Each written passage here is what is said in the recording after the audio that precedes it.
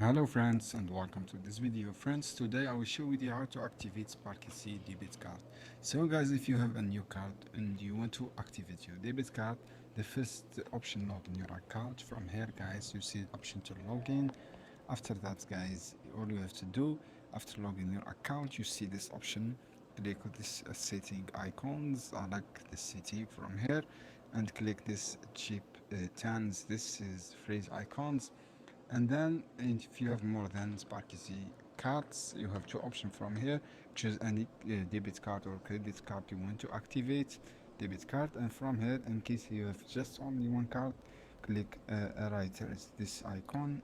Click this icon from here. You see just one card from here. After that, follow this instruction on the screen and then click this icon guys. This same thing for here, and choose this card, your card from here.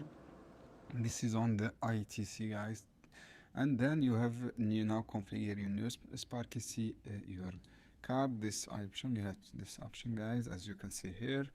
Click this waiter icon to activate your cards guys. From here, just follow this for 5 steps guys, sample.